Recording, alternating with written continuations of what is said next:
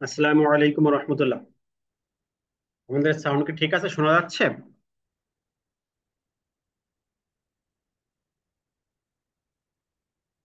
ওকে। তাহলে আমরা শুরু করতে পারি। আমাদের অনেকে একটু পরে ডিলে করে জয়েন করে, আমরা একটু টাইম নিলাম, 2-1 মিনিট। আহ, কারণ হচ্ছে অনেকে জয়নিং অবস্থায় ছিল, সে কারণে। তারপরে এখনো কয়েকজন আছেন জয়নিং অবস্থায়, আশা করা যায় তারা অল্প সময়ের মধ্যে জয়েন করে যাবে। আমরা ফার্স্ট সেশনে, আজকে আমাদের প্রথম যে ক্লাসটি হয়েছিল, সেশনটি হয়েছিল, সেখানে মূলত আমরা দেখেছিলাম যে শর্ট নোট, এই শর্ট নোটের প্রথম 12টা আমরা আলোচনা করেছি, ডিসকাস করেছি। সেই ভিডিওটাও গ্রুপে দেওয়া আছে, আমি সাথে সাথে ভিডিওটা দেওয়ার চেষ্টা করেছি। গ্রুপে ভিডিওটা দেওয়া আছে, লেকচার শিটটা তো আমাদের দেওয়া আছে, সবকিছু দেওয়া আছে। তারপর আমি আবার রিপিট করছি, কারণ অনেকে পরে জয়েন করতে পারেন, এই জন্য আবার আমি গ্রুপে সবগুলো দিয়েছি। দেখেন, ভিডিও, তারপরে শিট, সবগুলো আবার আমি গ্রুপে ই করেছি। তার মানে সবাই আশা করি যে সবগুলো পেয়েছেন।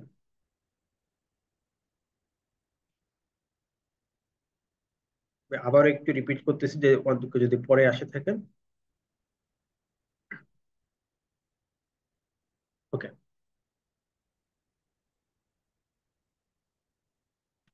আমার মনে হয় যে সবাই ক্লিয়ার হয়েছেন।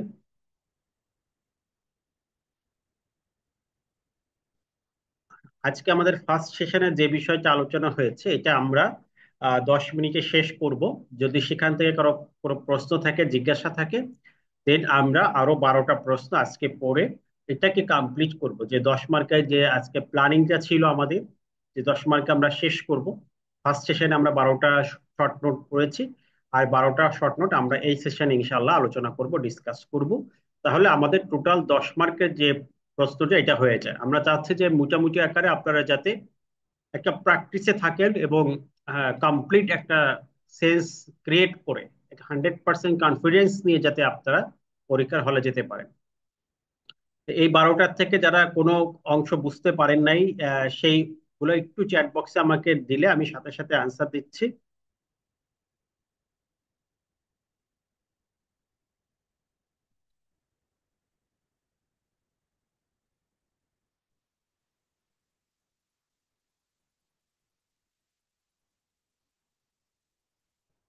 ধারা লেখা গুরুত্বপূর্ণ না, আপনি ধারা ছাড়াও লিখতে পারবেন। এখানে আয় বলতে কি বোঝায়? আয় বলতে হচ্ছে, আমরা এখানে ক্লিয়ার করেছি যে আয় বলতে হচ্ছে আপনার যে কোনো করযোগ্য আয় বা উপার্জন বা মুনাফা, এরকম যার উপর কর আরোপ করা হয়। এর সাথে আমরা বলেছি উৎসে আয়কর কর্তন, এটাও আয়ের অন্তর্ভুক্ত হবে। আমি যদি সেটা একটু শেয়ার দিয়ে দেখাই, তাহলে মনে হয় যে আর একটু সুবিধা হবে বুঝতে, যা আলোচনা করেছিলাম।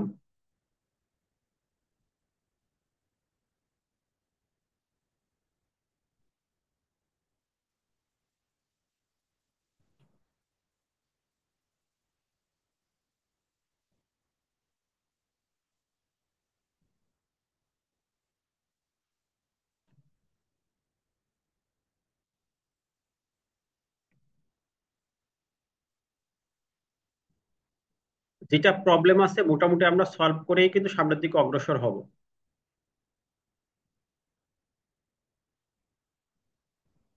নিবাসী নিয়ে প্রবলেম আছে, একজনে বললো নিবাসীটা আমরা আলোচনা করছি। নিবাসীটা হচ্ছে যে কোনো আয় বর্ষে, ঠিক আছে, কোনো এক আয় বর্ষে যদি কোনো ব্যক্তি বাংলাদেশে, আয় বর্ষে বাংলাদেশে যদি কোনো ব্যক্তি 183 দিন অবস্থান করে, তাহলে সে নিবাসী।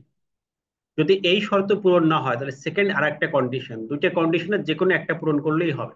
সেকেন্ড হচ্ছে আয় বর্ষে 90 দিন এবং তার পূর্ববর্তী 4 বছরে, এটা মনে রাখবেন, টোটাল 5 বছরের একটা হিসাব, আয় বছরে 90 দিন এবং পূর্বের 4 বছরে 365 দিন বসবাস করলে তিনিও কি হবেন? নিবাসী হবেন। এটা আমরা বলার চেষ্টা করেছি।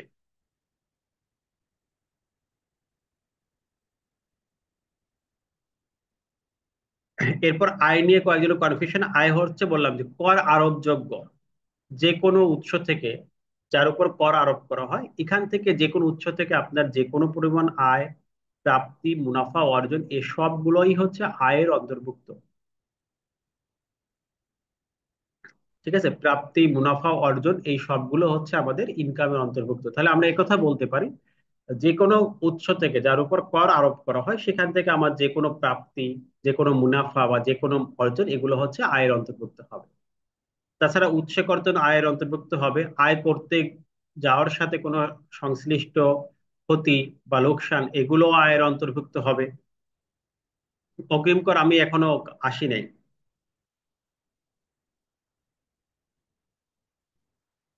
হ্যাঁ, এরপরে হচ্ছে আমাদের এখানে বলা আছে যে যে আয়ের উপর কর নির্ধারণ করা যায় সেগুলো হচ্ছে আয়ের অন্তর্ভুক্ত হবে। নিবাসীদের বিষয়টা আমি বলি, যে নিবাসীরা হচ্ছে তারা স্ল্যাব রেটে কর দিবেন, মানে 3.5 লাখ টাকা পর্যন্ত শূন্য, পরবর্তী 1 লাখ টাকা পর্যন্ত আমাদের 5% এভাবে কর দিবেন। আর অনিবাসীদের কর হচ্ছে 30% ডিরেক্ট। ঠিক আছে, তাহলে অনিবাসীদের কর হচ্ছে ডিরেক্ট 30%। এটা আমাদের মনে রাখতে হবে। আপনাদের এখানে প্রতিটা পয়েন্ট ভালো করে বুঝতে হবে সেটা এরকম না, জাস্ট লেখার জন্য যতটুকু প্রয়োজন এটা আমাদের আসবে। এরপরে কর অবকাশ, কর অব্যাহতি। কর অবকাশ আমাদের আসবে। কর রেয়াত আমরা আলোচনা করেছি, রেয়াত মানে কর ছাড়। আর অব্যাহতি মানে যেখানে কর নাই, এক্সামশন সুবিধা দেওয়া আছে, এখানে কর নাই।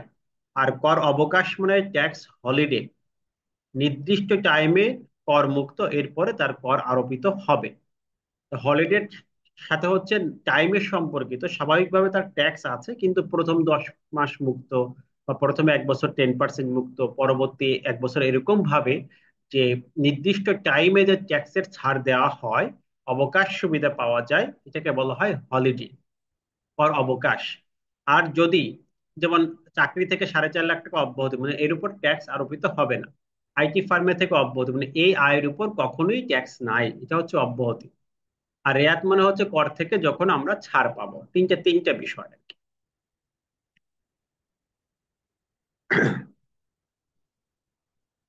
আমরা, আমি তো এখানে মার্ক করে দিচ্ছি, ওই ভাষাই লিখবেন, ঠিক আছে।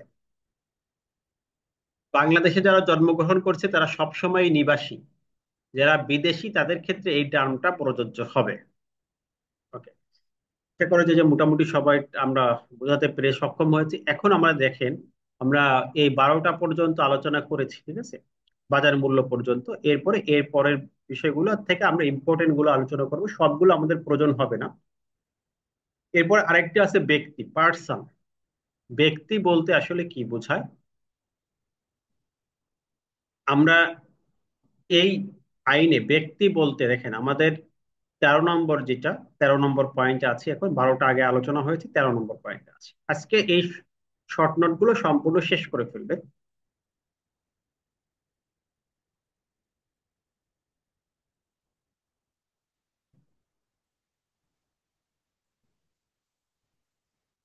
আমাদের গ্রুপে যারা আছে তারা জয়েন না করার কোনো কারণ নাই, কারণ লিঙ্ক আছে, লিঙ্কে গেলে জয়েন হয়ে যাবে।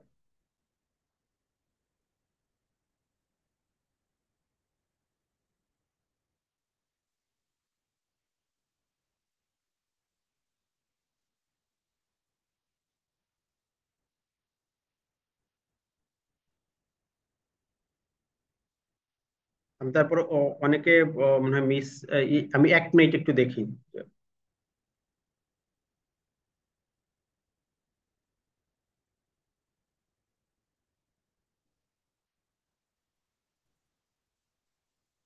সবাই জয়েন আছে, যদি আপনাদের জয়েন করতে অসুবিধা হয় তাহলে আপনি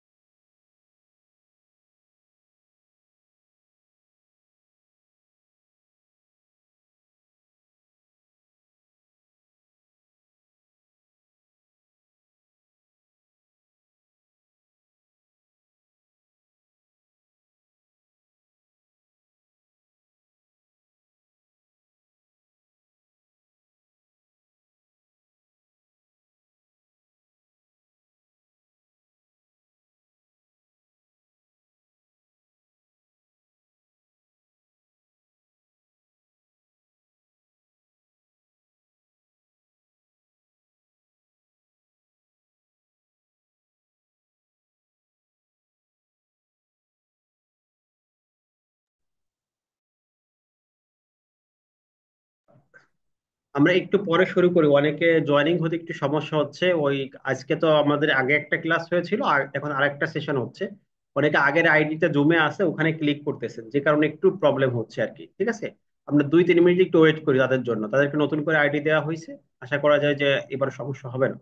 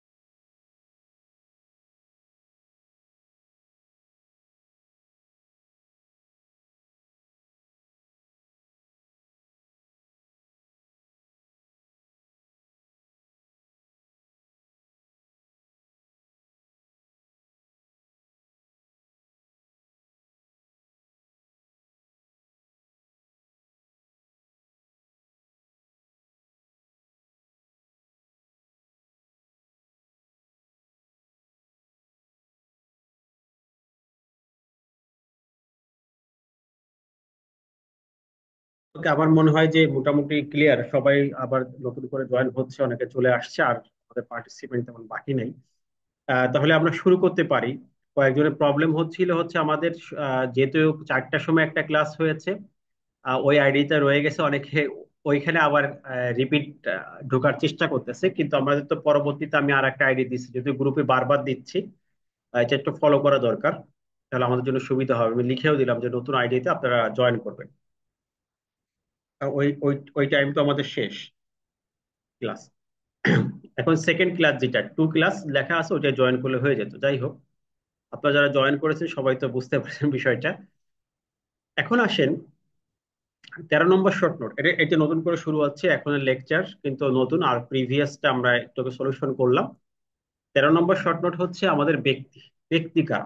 ব্যক্তি মানে হচ্ছে স্বাভাবিক ব্যক্তি, মানে ন্যাচারাল পার্সন। ব্যক্তি মানে হচ্ছে পার্টনারশিপ ফার্ম। ব্যক্তি সংঘ, যেমন বিভিন্ন সমিতি টমিতি আছে, এগুলো হলো ব্যক্তি সংঘ। হিন্দু অবিভক্ত পরিবার, আমাদের হিন্দু লতে এই বিষয়টা আছে, যে হিন্দু যৌথ পরিবারের বিষয়, যে সেখানে একজন কর্তা থাকেন, কর্তাই পরিবারের সকল কিছু নিয়ন্ত্রণ করে থাকেন। এরা হচ্ছে হিন্দু যৌথ পরিবার। এরপর হচ্ছে ট্রাস্ট এবং কোম্পানি আইনে নিবন্ধিত সকল ধরনের কোম্পানি, এরা হচ্ছে ব্যক্তি। তার মানে এরা হচ্ছে করদাতা এক কথায়। তাহলে ব্যক্তি কারা? একজন হচ্ছে স্বাভাবিক ব্যক্তি, ইন্ডিভিজুয়াল পার্সন, তারপর পার্টনারশিপ ফার্ম, ব্যক্তি সংঘ, হিন্দু যৌথ পরিবার, ট্রাস্ট এবং কোম্পানি। এগুলো মনে রাখবেন। 1 নম্বর পয়েন্ট হচ্ছে স্বাভাবিক ব্যক্তি, 2 নম্বর হচ্ছে ফার্ম, 3 নম্বর হচ্ছে ব্যক্তি সংঘ, 4 নম্বর হচ্ছে হিন্দু যৌথ পরিবার, 5 নম্বর হচ্ছে ট্রাস্ট, 6 নম্বরে কোম্পানি। এই 6টি নাম মনে রাখবেন, এখান থেকে 4-5টা লিখতে পারলেও মোটামুটি আপনার হয়ে যাবে। তাহলে ব্যক্তি বলতে আমরা কাদেরকে বুঝছি? ব্যক্তি বলতে স্বাভাবিক ব্যক্তিকে বুঝি, পার্টনারশিপ ফার্মকে বুঝি, ব্যক্তি সংঘকে বুঝি, হিন্দু যৌথ পরিবারকে বুঝি, ট্রাস্টকে বুঝি, এবং এছাড়া কোম্পানিকেও বুঝতে পারি।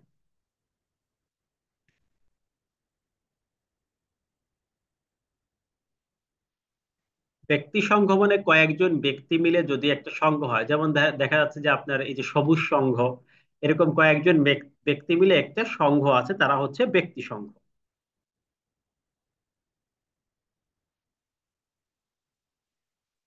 আমাদের ক্লাস রিলেটেড প্রশ্নটা আমরা চ্যাট বক্সে লিখবো, এর বাইরে না। ক্লাসে যেটা বুঝতে অসুবিধা হচ্ছে আলোচ্য বিষয়, ওটা লিখবো, ঠিক আছে? তাহলে আমাদের ক্লাসে থাকবে, কারণ অনেক বিষয় আজকে আলোচনা হবে না, এটা পরে হবে। ঠিক আছে, তাহলে ব্যক্তি ক্লিয়ার। তাহলে 13 নম্বর শর্ট নোট আমাদের হয়ে গেল, 13টা আমরা কমপ্লিট করলাম। দেখেন আমরা সাজেশন দিয়ে দিয়ে পড়তেছি, তাহলে 13টা আমাদের কমপ্লিট। ব্যক্তি কমপ্লিট। বেতনটা আমাদের দরকার নাই, এটা ওই আমাদের এটা বাদ দিয়ে দেন, এটা আমরা পড়ার দরকার নাই।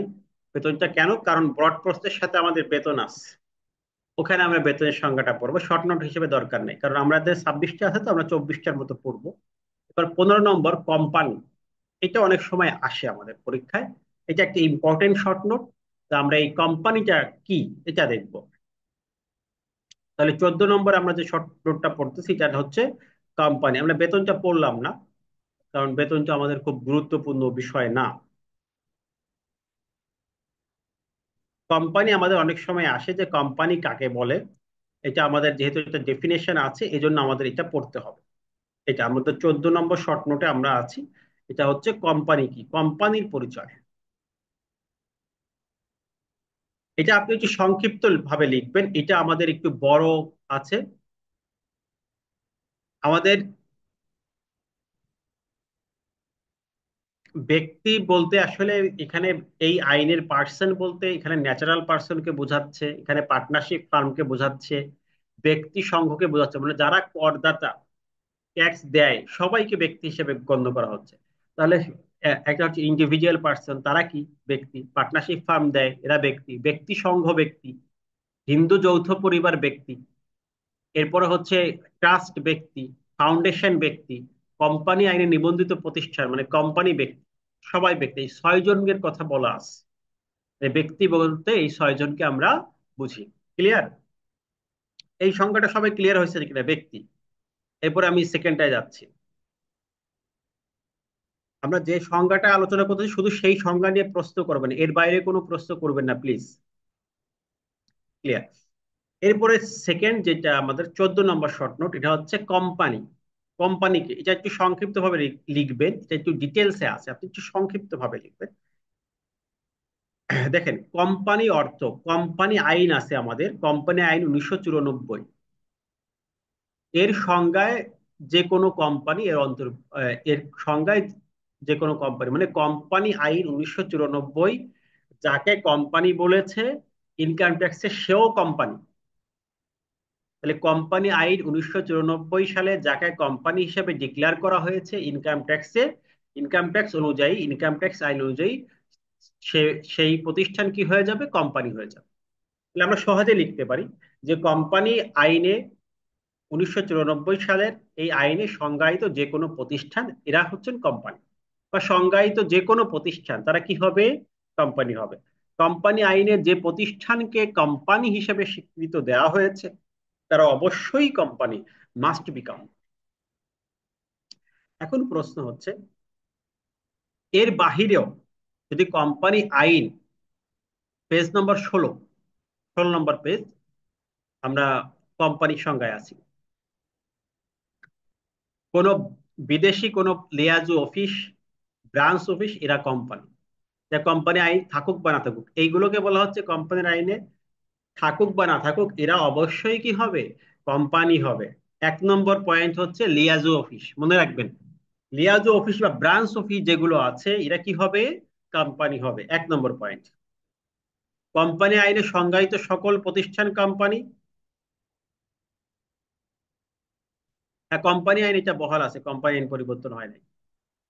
এরপর যে কোনো বিদেশি সত্তা বা ব্যক্তির স্থায়ী কোনো প্রতিষ্ঠান, তার মানে বিদেশি যদি কোনো প্রতিষ্ঠান এদেশে হয় এটা অবশ্যই কোম্পানি মর্যাদায় হবে। যদি লিয়াজু অফিস হয় এটাও কোম্পানি মর্যাদায় হবে। এটা লিমিটেড হতে হবে এরকম না, লিয়াজু অফিস হলেও কোম্পানি মর্যাদায়, বিদেশি কোনো প্রতিষ্ঠান হলেও এটাও কোম্পানি মর্যাদায়।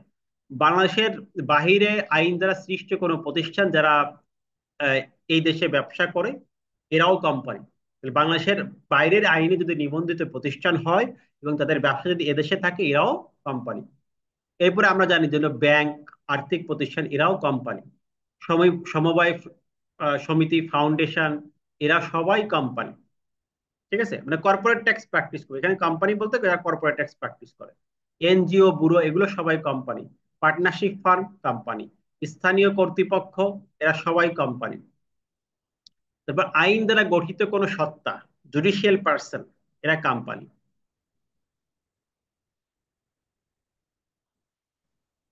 এই এই ব্যক্তিগুলো দেন, স্বাভাবিক ব্যক্তি, ফার্ম, ব্যক্তি সংঘ, ট্রাস্ট, এইগুলো ব্যতীত অন্য কোনো সত্তা, এরা সবাই কোম্পানি।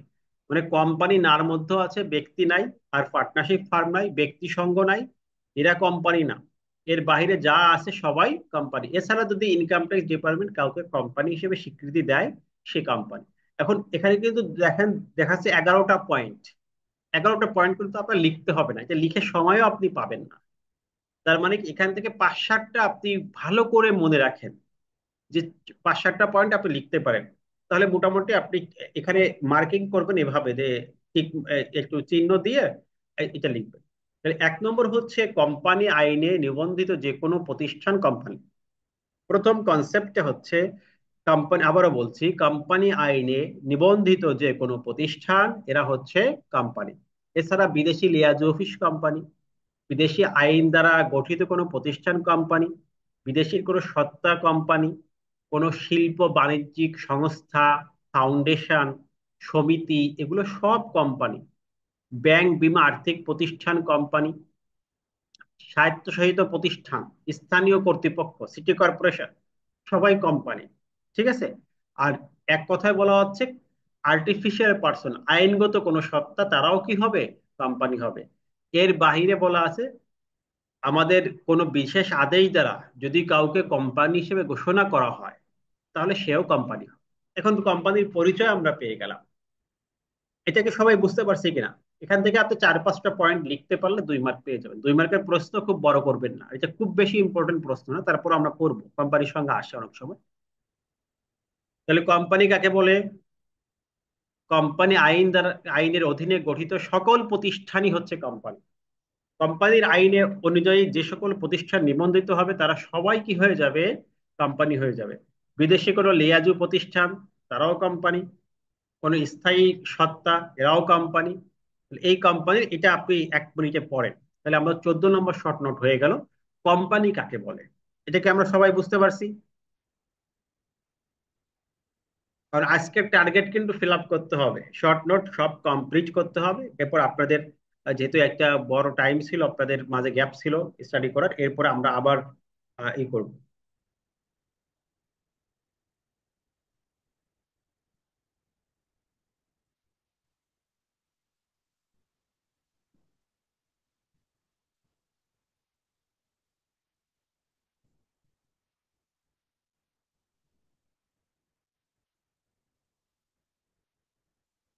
ওকে, ধন্যবাদ সবাইকে। তাহলে কোম্পানির সঙ্গটা আমরা পেয়ে গেলাম। আশা করা যায় আমরা মোটামুটি ভালোভাবে অগ্রসর হচ্ছি। এরপরে প্রশ্নটা আমরা দেখি, লভ্যাংশ, মানে ডেভিডেন্ড। ডেভিডেন্ড কি? লভ্যাংশ কি? এটা আমরা একটু দেবো। আমরা দেখি যে কোম্পানি লভ্যাংশ ঘোষণা করে। ঠিক আছে। একটা কোম্পানি লভ্যাংশ, কোম্পানি কি তো আমরা বুঝলাম, কোম্পানি মানে কোম্পানি আইনে নিবন্ধিত সকল প্রতিষ্ঠান কোম্পানি। এছাড়া আপনি এভাবে মনে রাখেন, কোম্পানি নিবন্ধিত সকল প্রতিষ্ঠান কোম্পানি, লিয়াজো অফিস কোম্পানি, বিদেশি আইন দ্বারা নিবন্ধিত কোনো প্রতিষ্ঠান কোম্পানি। ঠিক আছে। তারপর হচ্ছে কোন ট্রাস্ট ফান্ড, এরা সবাই কোম্পানি, সোসাইটি, স্থানীয় কর্তৃপক্ষ কোম্পানি, এই বিষয়গুলো আপনাকে লিখতে হবে। এরপরে আমরা আসি লভ্যাংশ। 15 নম্বর শর্ট নোটে আমরা আছি। 15 নম্বর শর্ট নোটে আমরা শিখবো লভ্যাংশ, ডেভিডেন্ড। এটাকে ইংরেজিতে সবাই অনেক ভালো জানি, ডেভিডেন্ড মানে লভ্যাংশ। লভ্যাংশ কি এটা আমরা শিখবো। ডেভিডেন্ডটা কি, লভ্যাংশটা কি? লভ্যাংশটা হচ্ছে, আমি সহজ ভাষায় বলি, স্থানীয় কর্তৃপক্ষ বলতে ইউনিয়ন পরিষদ সবকিছুই আসবে। লভ্যাংশ হচ্ছে কোনো কোম্পানির তার লাভের যে অংশ, সহজে বোঝায়, কোনো কোম্পানির লাভের যে অংশটা তার শেয়ার হোল্ডারদের মধ্যে বন্টন করেন, এটার নাম হচ্ছে লভ্যাংশ। এতটুকু লিখলে আপনি 2 বার পেয়ে যেতে পারেন, যে কোম্পানির শেয়ার হোল্ডারদের মধ্যে তাদের ইনকামের পুঞ্জীভূত মুনাফা, মানে তাদের আয়ের, আয়ের যে সঞ্চয় আছে, সঞ্চিত যে আয় আছে, তারা যে বিভিন্ন বছরে ইনকাম করছে বা এই বছরে ইনকাম করছে, সেই আয়ের যে অংশ সে কি করে, তার শেয়ার হোল্ডারদের মধ্যে বন্টন করে, তাকে বলা হয় লভ্যাংশ। তাহলে এক কথায় যদি আমাদের লভ্যাংশ আসে, তাহলে কি লিখবো? কোম্পানির আয়ের যে অংশ বা পুঞ্জীভূত মুনাফা, মুনাফা বা লাভ বা আয় যেটা বলেন, লাভের যে অংশ তার শেয়ার হোল্ডারদের মধ্যে বন্টন করে, তার নাম হচ্ছে লভ্যাংশ। আবার বলি, কোম্পানির লাভের যে অংশ শেয়ার হোল্ডারদের মাঝে বন্টন করা হয় তার নাম হচ্ছে লভ্যাংশ। তাহলে কোম্পানির আয়ের যে অংশ তার শেয়ার হোল্ডারদের মাঝে বন্টন করা হবে তার নাম রাখা হবে লভ্যাংশ। দেখেন, এছাড়া যদি কোম্পানির কোনো ডিবেঞ্চার থাকে, সার্টিফিকেট থাকে, মানে কোনো সঞ্চয় এরকম সার্টিফিকেট থাকে, এটাও যদি বন্টন করা হয়, এটাও লভ্যাংশ। মানে আয় বলতে যে নিট ক্যাশ টাকা দিতে হবে এরকম না, ডিবেঞ্চার থাকলেও এটাও লভ্যাংশ। ঠিক আছে? তাহলে কোম্পানির লাভের যে অংশ বন্টন করে এটা লভ্যাংশ। এছাড়া যদি কোম্পানির কোনো এরকম ডিবেঞ্চার আর ডিপোজিট সার্টিফিকেট থাকে, এটাও বন্টন করলে এটাও কি হবে? লভ্যাংশ। লভ্যাংশ বলতে লাভের অংশ, এটা মনে রাখবেন, তাহলে আপনার লিখতে সুবিধা হবে। লভ্যাংশ বলতে কি বোঝায়? লাভের অংশ। কোম্পানির লাভের যে অংশ সকলের মাঝে, শেয়ার হোল্ডারদের মাঝে বন্টন করে, এটার নাম হচ্ছে লভ্যাংশ। আরেকটা হতে পারে কোম্পানির উইডিং আপ বা অবসানের সময় যে অংশ শেয়ার হোল্ডারের মাঝে বন্টন করে দেন। কোম্পানি এখন উইডিং আপ হবে, বন্ধ হয়ে যাবে, তখন যে অর্থ শেয়ার হোল্ডারের মাঝে বন্টন করে, এটা লভ্যাংশ। এক কথায় এখানে সবকিছু দেখবেন যে শেয়ার হোল্ডারের মাঝে যে বন্টন, এটা হচ্ছে লভ্যাংশ। এটা বিভিন্ন ভাবে হতে পারে। যদি এই যে মিউচুয়াল ট্রাস্ট, ইনভেস্ট ফান্ডের মুনাফা, যে কোনো মুনাফা যদি শেয়ার হোল্ডারের মাঝে বন্টন করা হয়, এটা উইন্ডিং আপের সময় হোক, সঞ্চিতি হোক, সবগুলোকে লভ্যাংশ বলা হবে। এখান থেকে এই কি পয়েন্টটা আপনি মনে রাখবেন। ওকে, ভেরি গুড, একজন তো খুব সুন্দরভাবে লিখছেন। তাহলে কোম্পানির লাভের যে অংশটা, আপনি শর্ট নোট আকারে আসবে তো এভাবে সুন্দর করে বুঝাই লিখবেন। কোম্পানির লাভের যে অংশটা শেয়ার হোল্ডারদের মাঝে বন্টন করা হয়, এটার নাম লভ্যাংশ। এই লাভের অংশ দেখা যায় শেয়ার, ডিবেঞ্চার বা ডিপোজিট স্কিম হতে পারে, এটাও যদি বন্টন করে তাও লভ্যাংশ হবে। আরেকটা পয়েন্ট লিখবেন, কোম্পানির অবসায়ন মানে উইডিং আপ, বন্ধ হয়ে যাওয়ার সময় যদি কোনো প্রফিট বা কোনো মুনাফা শেয়ার হোল্ডারের মাঝে বন্টন করে, এটাও কি হবে? লভ্যাংশ।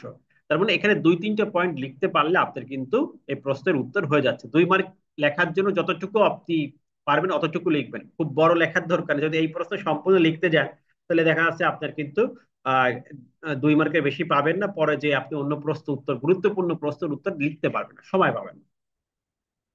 এজন্য যেভাবে আমি পড়াচ্ছি পরামর্শ দিচ্ছি সেভাবে ফলো করেন। আর খুব সহজেই বোঝার চেষ্টা, যে বুঝে আপনি নিজের মতো করে সাজায় লিখেন। এটা হুবহুব যে আইনের টার্ম আছে এভাবে লেখার প্রয়োজনীয়তা নাই। শর্ট নোট আপনি বুঝতে পারলেই হবে। তাহলে কোম্পানির লাভের যে অংশ শেয়ার হোল্ডারের মাঝে বন্টিত হয়, এটা হচ্ছে লভ্যাংশ। আমাদের 15 নম্বর শর্ট নোট মোটামুটি শেষ হলো। এরপরেরটা দেখি, এরপরে আমরা কি পড়বো।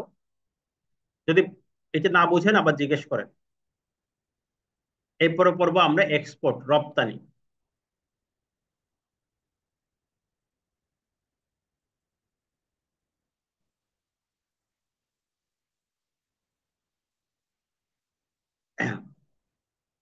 লভ্যাংশ মানে ডেভিডেন্ট। ঠিক আছে? তাহলে প্রফিটের যে অংশ ডেভিডেন্ট ডিভাইডেড করে আর কি, বন্টন করে, এটাকে বলা হয় ডেভিডেন্ট বা লভ্যাংশ। এটা আমাদের 15 নম্বর হয়ে গেল। এরপরে আমরা পড়ব রপ্তানি।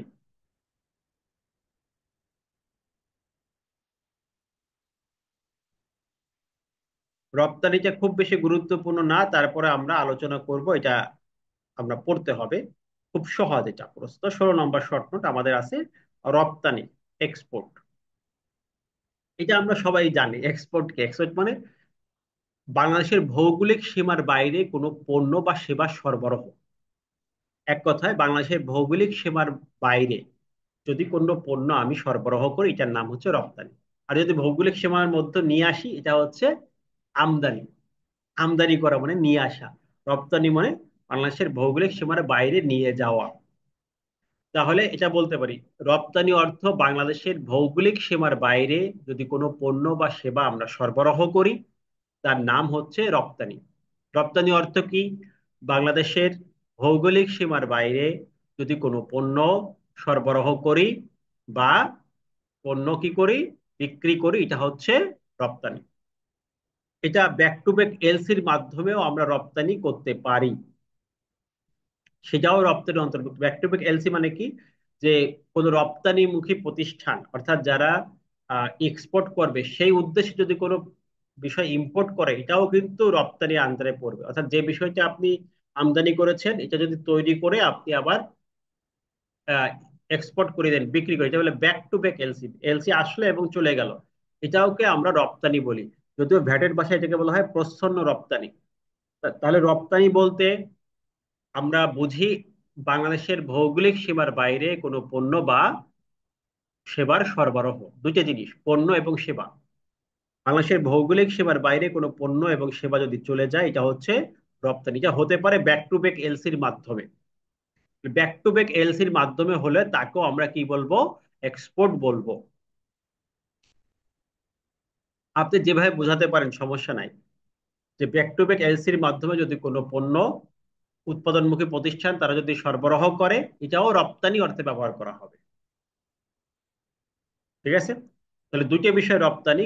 বাংলাদেশের ভৌগোলিক সীমার বাইরে যদি কোনো পণ্য আমরা কি করি, সরবরাহ করি, বা কোনো সেবার সরবরাহ করি, এই কনসিডার অ্যাজ এ এক্সপোর্ট, মানে এটা হচ্ছে আমাদের রপ্তানি হবে। আশা করা যায় এটা বোঝার কথা।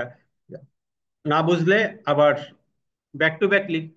হ্যাঁ, বাণিজ্যিক উদ্দেশ্যে এত উদ্দেশ্য লেখার দরকার নাই, আপনি মোটামুটি সংক্ষিপ্ত ভাবে লিখেন। তাহলে 16 নম্বর নোট শেষ। এটাকে কারো প্রশ্ন আছে, রপ্তানি বুঝতে পারেন না এমন কেউ, আপনি 2-3 লাইন সুন্দর করে গুছাই লিখতে পারলে হবে, যে রপ্তানি অর্থে দুইটা, একটা হচ্ছে বাংলাদেশের ভৌগোলিক সীমার মাধ্যমে কোনো পণ্য চলে যাওয়া, আরেকটা হচ্ছে ব্যাক টু ব্যাক এলসির মাধ্যমে কোনো পণ্য সরবরাহ করা, এটাও রপ্তানি।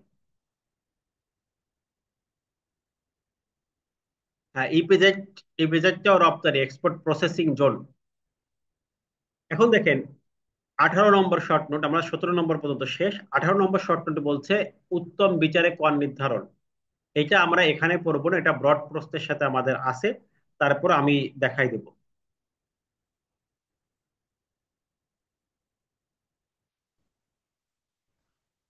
তাহলে উত্তম বিচারে হিসাব, এটা মূলত ব্রড প্রস্থের একটা অংশ, তারপরে শর্ট প্রস্থ হিসেবে আসতে পারে। ওই একই প্রশ্ন ব্রডেও আসতে পারে, শর্ট প্রশ্ন আসতে পারে, সেজন্য আমরা উত্তম বিচারে অ্যাসেসমেন্টটাও দেখবো। এক্স,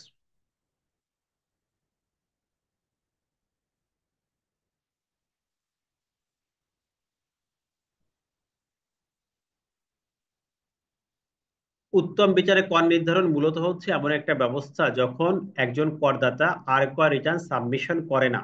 সহজে বোঝার জন্য, যে একজন করদাতা আয়কর রিটার্ন সাবমিশন করে না, বা সে বাধ্য কিন্তু কর এড়িয়ে গিয়েছে, তখন ট্যাক্স ডিপার্টমেন্ট তার নিজস্ব বিবেক বুদ্ধিতে যে অ্যাসেসমেন্ট করে, এটা হচ্ছে এক্সপার্টি অ্যাসেসমেন্ট বা উত্তম বিচারে অ্যাসেসমেন্ট।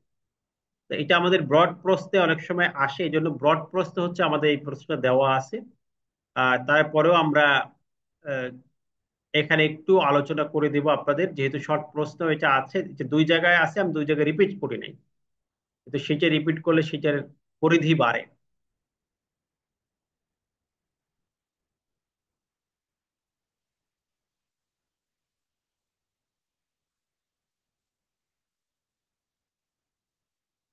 আমাদের এখানে 13 নম্বর প্রশ্ন, পেজ নম্বর হচ্ছে 38, 38 নম্বর পৃষ্ঠায় এটা পাবেন, উত্তম বিচারে কর নির্ধারণ। আপনি এটা ধারা টারা উল্লেখ করতে যাবেন না, সহজে লিখবেন। যদি শর্ট নোট আসে, ব্রড প্রশ্নেও আসতে পারে। ঠিক আছে, শর্ট প্রশ্ন আসতে পারে, ব্রড প্রশ্ন আসতে পারে। এজন্য যে প্রশ্নের মান সে অনুযায়ী আপনাকে লিখতে হবে। দেখেন, উপকর কমিশনার সর্বোত্তম বিচারে কর নির্ধারণ করতে পারে কখন? 1 নম্বর হচ্ছে যখন করদাতা রিটার্ন দাখিল করে নাই। এই যে, ঠিক আছে, যখন 1 নম্বর কারণ, যখন করদাতা রিটার্ন দাখিল করে নাই। আপনি এরকম লিখবেন যে করদাতা যদি রিটার্ন দাখিলে ব্যর্থ হয় বা সংশোধিত রিটার্ন দাখিলে ব্যর্থ হয়, সেক্ষেত্রে উত্তম বিচার অ্যাসেসমেন্ট। উত্তম বিচার মানে কি? উপকর কমিশনারের নিজের বিচারে যেটা সব থেকে বেটার, সেই অনুযায়ী হিসাব করা, কর নির্ধারণ করা। উত্তম বিচার মানে হচ্ছে উপকর কমিশনারের নিজস্ব বিচার পদ্ধতিতে যেটা সব থেকে উত্তম, সে অনুযায়ী তিনি বিচার করবেন, তিনি অ্যাসেসমেন্ট করবেন, এটা হলো উত্তম বিচার। এটার পাওয়ার কার? উপকর কমিশনার মানে ডিসিটি। ডিসিসি তার নিজস্ব বিবেক বুদ্ধি দিয়ে যখন কর নির্ধারণ করে, এটা হচ্ছে উত্তম বিচারে অ্যাসেসমেন্ট। এখন প্রশ্ন আছে এটা কখন হয়, ঘটনাটা কখন ঘটে? দুইটা সময় ঘটে। এক নম্বর হচ্ছে আপনি রিটার্ন দাখিল করেন নাই, তখন হয়। আবার রিটার্ন দাখিল করছেন, আপনি শুনানিতে অংশগ্রহণ করেন নাই, হাজির হন নাই। রিটার্ন দাখিল করার পর আপনার মামলা হয়েছে, কিন্তু আপনি কোনো শুনানিতে অংশগ্রহণ করেন নাই, আপনাকে হাজির হওয়ার জন্য নোটিশ দেওয়া হয়েছে কিন্তু আপনি হাজির হন নাই। এই দুইটা কারণ লিখবেন, যে করদাতাকে দোষী শিশু করার পর যদি হাজির না হয় তখন উত্তম বিচারে অ্যাসেসমেন্ট করা হয়।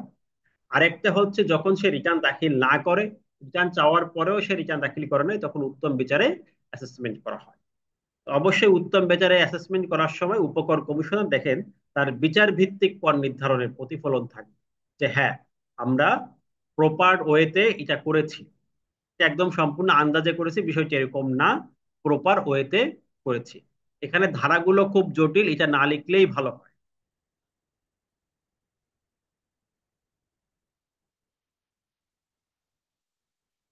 ঠিক আছে? তাহলে এখানে বিষয়টা হচ্ছে কিসের ভিত্তিতে বিচার করবে? তার যে প্রাপ্ত তথ্য, রিটার্ন যা আছে, এটার উপরে তিনি বিচার করবেন। হিসাবটা কিসের ভিত্তিতে করবেন?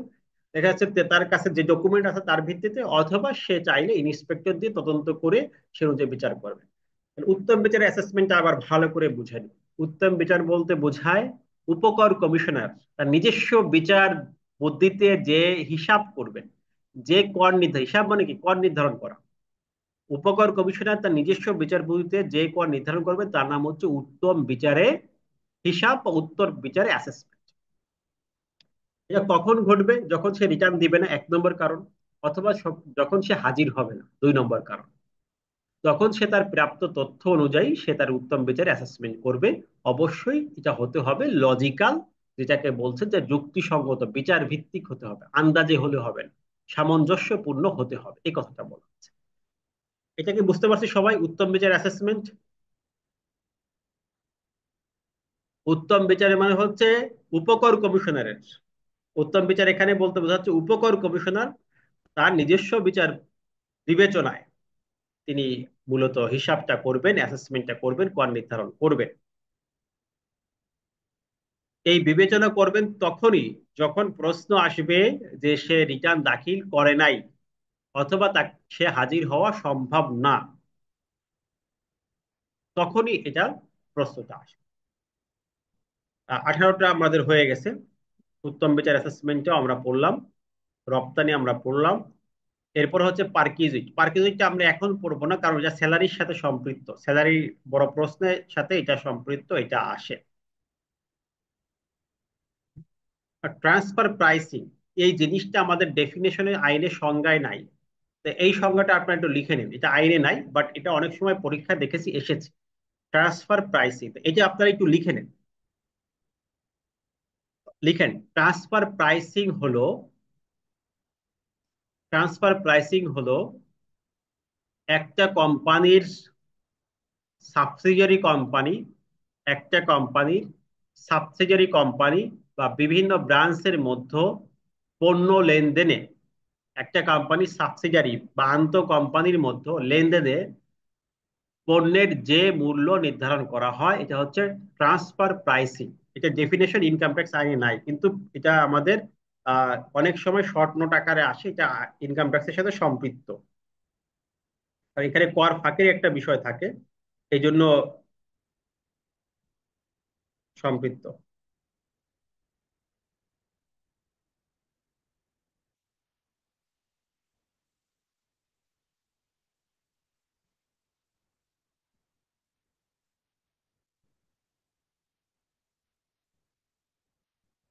বুঝতে পারছেন? আবারও বলছি, ট্রান্সফার প্রাইসিং হলো ট্রান্সফার প্রাইসিং হলো আন্ত কোম্পানি, অর্থাৎ একটা কোম্পানির বিভিন্ন সাবসিডিয়ারি কোম্পানি থাকে। ধরেন একটা আরএফএল একটা কোম্পানি, এর কিন্তু বিভিন্ন কোম্পানি আছে, ভীষণ আরএফএল এর, রিগালো আরএফএল এর, এরকম একটা কোম্পানির বিভিন্ন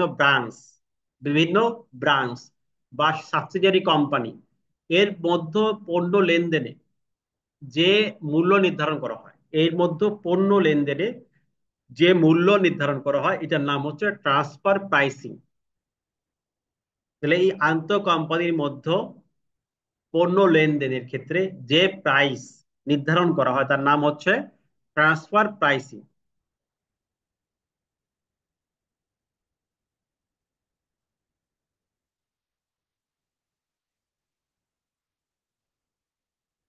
ক্লিয়ার?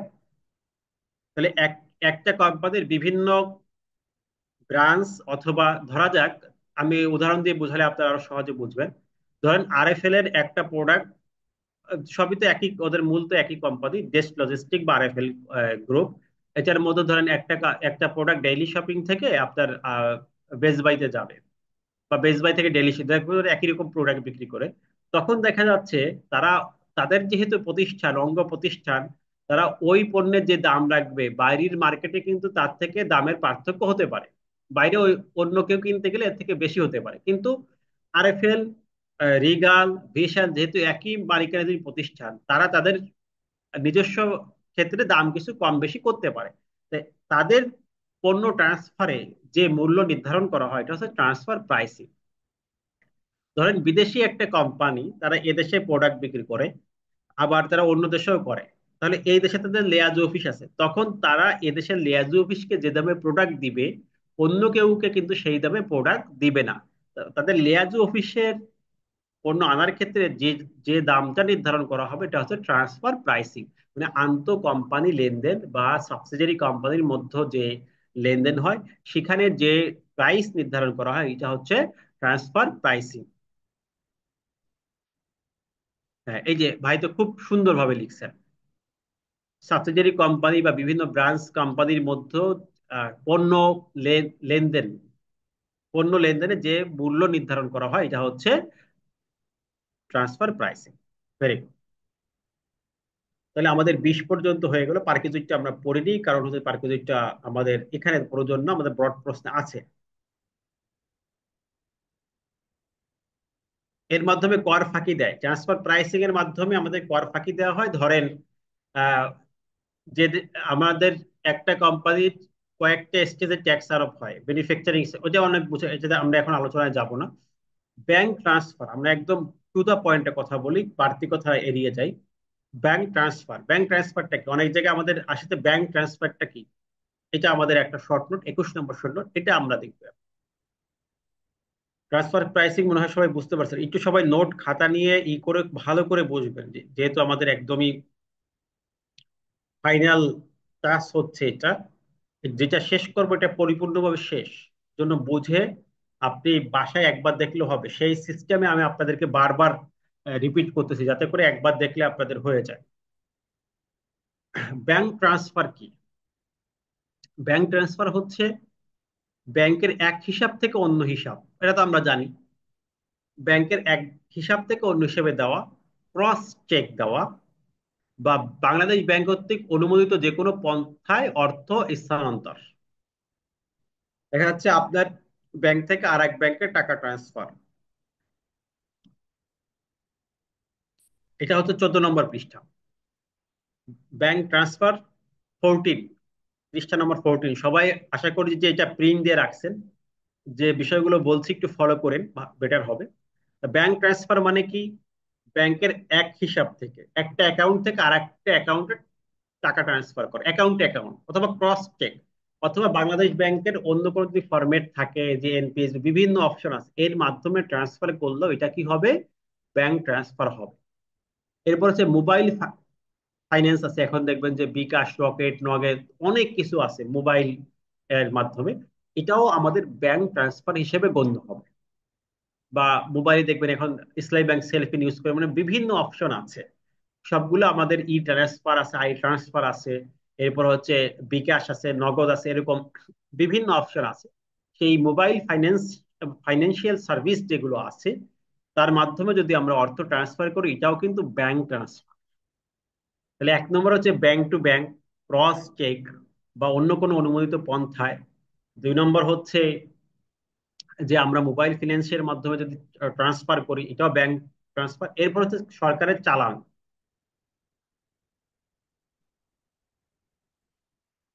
আমরা অনেক সময় সরকারকে চালান দেই, এই চালানটাও কি হবে? ব্যাংক ট্রান্সফার হবে। আপনি যেভাবে চালান দেন না কেন, মোবাইলটা চালান দেন অথবা ব্যাংকে যে সরাসরি জমা দেন, এটাও আমাদের ব্যাংক ট্রান্সফারে অন্তর্ভুক্ত হবে। তাহলে এক কথায় মনে রাখবেন, সরকারি কর্তৃপক্ষকে বিভিন্ন ফি, চার্জ বা আহ, বিভিন্ন প্রকার কর রয়েছে, যেগুলো আমরা চালানের মাধ্যমে জমা দিই। এটা এ চালান হোক, ই চালান হোক, সবগুলো হচ্ছে ব্যাংক ট্রান্সফার।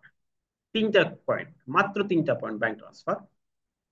একটা হচ্ছে bank to bank, cross cheque অথবা অন্য কোনো মাধ্যমে স্থানান্তর, মোবাইল ফাইন্যান্সের মাধ্যমে স্থানান্তর, আর হচ্ছে চালানের মাধ্যমে পণ্য স্থানান্তর। তাহলে এগুলো সব হবে আমাদের কি হবে? ব্যাংক ট্রান্সফার হবে। তাহলে ব্যাংক ট্রান্সফারটা আশা করি আমরা এটা পারবো, এটা নিয়ে সমস্যার কথা না। তারপরে যদি না পারেন আবার একটু এখানে প্রশ্ন করতে পারেন। ব্যাংক ট্রান্সফার কি সবাই বুঝতে পারছি?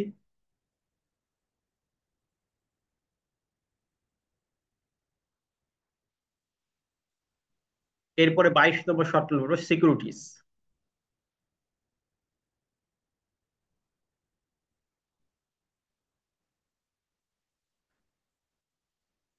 তাহলে ব্যাংক ট্রান্সফার আমরা বুঝতে পারলাম যে ব্যাংকের মাধ্যমে ট্রান্সফার হবে। তিনটা পয়েন্ট। এরপরে আমরা আসবো সিকিউরিটিজ। এটাও আসে। সিকিউরিটিজ আমাদের এই প্রশ্নটাও মোটামুটি ইম্পর্টেন্ট। সিকিউরিটিজ কি, সিকিউরিটির ডেফিনেশনটা লিখো, এরকম ভাবে প্রশ্ন আসতে পারে। তা এটাও আমরা একটু দেখব। সিকিউরিটিজ মানে হচ্ছে সরকার কর্তৃক বিভিন্ন ট্রেজারি বিল, সঞ্চয়পত্র, সুকুক, ইসলামিক বন্ড, এটা হচ্ছে ইসলামিক একটা টার্ম, সুকুক। যেটা হচ্ছে যে বন্ডটা ইসলামিক, এটাকে বলে সুকুক বা শরিয়া ভিত্তিক বন্ড বা ইউনিট সার্টিফিকেট, এরা হচ্ছে সিকিউরিটিজ। তাহলে সিকিউরিটিজ এর প্রথম অর্থ হচ্ছে, সিকিউরিটিজ মানে এটা সরকারি হয় বেসরকারি হয়। সরকারি সিকিউরিটিজ প্রথম ডেফিনেশন দেওয়া আছে, সরকারি ইস্যুকৃত যে কোনো প্রকারের বন্ড, যে কোনো প্রকারের বিল, সঞ্চয়পত্র, ঋণপত্র, সুকুক। কয়টা শব্দ বললাম? ট্রেজারি বিল, দেখছেন? যে কোনো প্রকার বন্ড, সরকার বন্ড বিক্রি করে, সরকার সঞ্চয়পত্র বিক্রি করে, সরকার ডিবেঞ্চার বা ঋণপত্র বিক্রি করে, সরকার সুকুক ইসলামিক বন্ড বিক্রি করে। সুকুক মানে ইসলামিক বন্ড।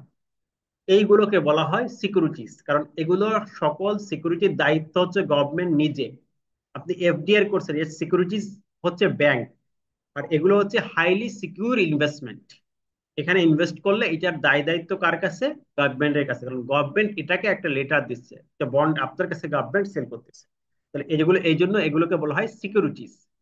তাহলে সরকার ইস্যুকৃত যে কোনো, 16 নম্বর 15 নম্বর পৃষ্ঠায় আছে আমাদের, এই যে উপরে পৃষ্ঠা নাম্বার দেখা যায়, আপনারা দেখবেন,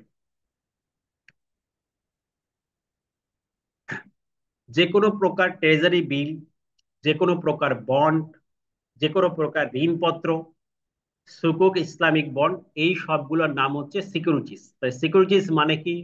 ট্রেজারি বিল, সিকিউরিটিজ মানে বন্ড, সিকিউরিটিজ মানে সঞ্চয়পত্র, সিকিউরিটিজ মানে ঋণপত্র। টোটাল বিষয়টা হচ্ছে এরা সবাই সিকিউরিটিজ এর অন্তর্ভুক্ত হবে। 2 নম্বর পয়েন্ট, দুটো পয়েন্ট মনে রাখবেন। কোম্পানির ইস্যুকৃত শেয়ার, ঠিক আছে? তারপরে বন্ড, ডিবেঞ্চার, মিউচুয়াল ফান্ড, এরকম মনে রাখবেন। এরপর সুকুক ইসলামিক বন্ড বা অল্টারনেটিভ ইনভেস্টমেন্ট, এ সবই কিন্তু আমাদের কি হবে? সিকিউরিটিজ হবে। সুকুক মানে ইসলামিক শরিয়ার যে বন্ডটা আছে, ওটার নাম হচ্ছে সুকুক। এটা প্রতিটা শব্দ বিশ্লেষণ না, আপনি মূল জিনিসটা বোঝার চেষ্টা করেন। এখন আমরা খুব ব্যাখ্যা বিশ্লেষণে যাব না, আমাদের পরীক্ষায় পাশের জন্য যা প্রয়োজন। আমি অনেক কিছু আলোচনা করতে পারতাম, কিন্তু হাইড করতেছি। আপনারা বুঝতে পারতেছেন যে আমাদের মূল টার্গেট হচ্ছে পরীক্ষা। তাহলে এখানে একটা হচ্ছে গভর্নমেন্টের ইস্যুকৃত ট্রেজারি বিল, বন্ড, সঞ্চয়পত্র, ডিবেঞ্চার, সুকুক ইসলামিক বন্ড, এটা হচ্ছে সিকিউরিটিজ। বেসরকারি কোম্পানি কর্তৃক ইস্যুকৃত শেয়ার, মানে public limited company share issue করে, এটা একটা সিকিউরিটিজ। ডিবেঞ্চার ইস্যু করতে পারে মিউচুয়াল ফান্ড, তারা, যেমন যতগুলো সিকিউরিটিজ কোম্পানি আছে, যেমন লঙ্কা বাংলা, শান্তা সিকিউরিটিজ, এটা সবাই মিউচুয়াল ফান্ড সেল করে, এটাও একটা সিকিউরিটিজ। বা তারাও বন্ড সেল করে, বা সুকুক ইসলামিক বন্ড সেল করে, এরাও আমাদের আহ এ, আমাদের যে শীটটা দেওয়া আছে, শীটের 15 নম্বর পৃষ্ঠা, আপনার ডিটেলস শীটটা দেওয়া আছে, ওই শীটের 15 নম্বর পৃষ্ঠা। সিকিউরিটিজ, এই দুটো অর্থকে আমরা ক্লিয়ার হয়েছে কিনা একটু সবাই?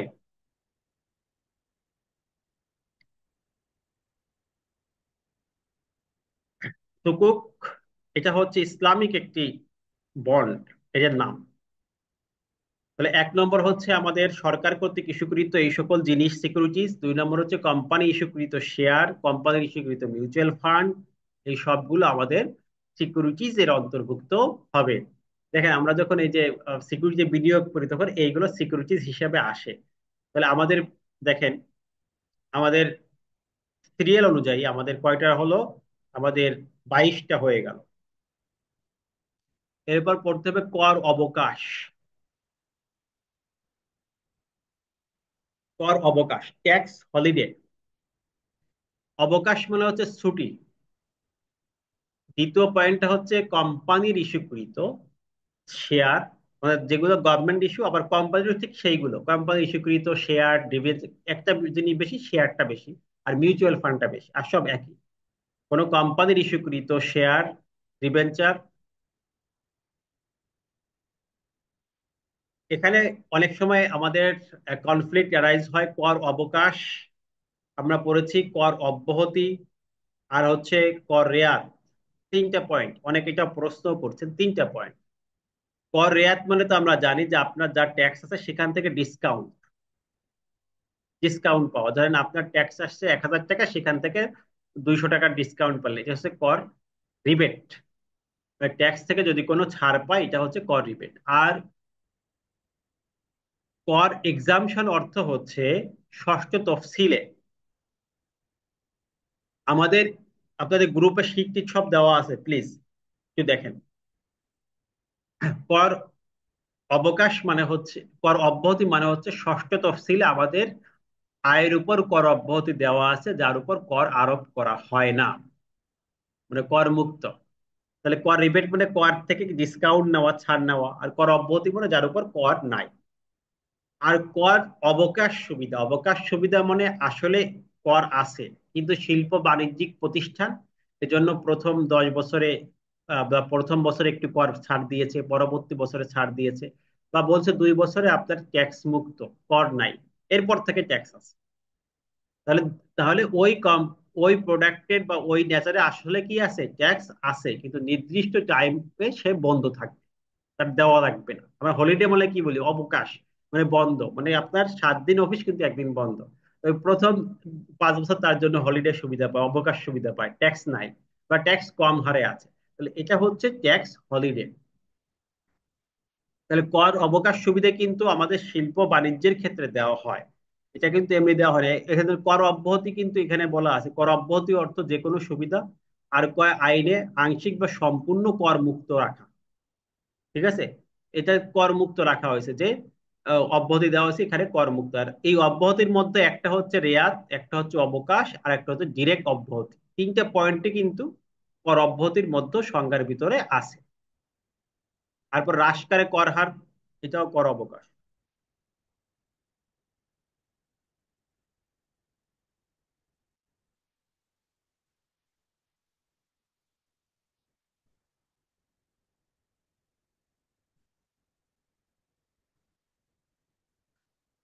তাহলে কর অব্যাহতি আর কর অবকাশ, এই বিষয়টা আশা করি যে মোটামুটি আপনাদের কম্পারেটিভলি একটু বোঝা গেছে যে কর অবকাশ কোনটা, কর অব্যাহতি কোনটা, আর হলিডে কোনটা। হলিডে হচ্ছে নির্দিষ্ট সময়ের জন্য শিল্প বাণিজ্যে যদি কোনো কর মুক্ত রাখা হয়, এটা হচ্ছে কর।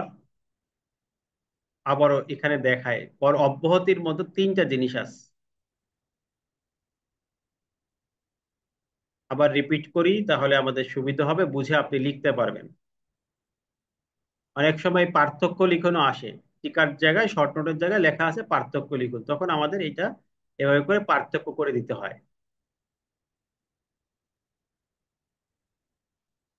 এই দেখেন, এই কর অব্যাহতির মধ্যে তিনটে জিনিস পড়ে। একটা হচ্ছে কর রেয়াত।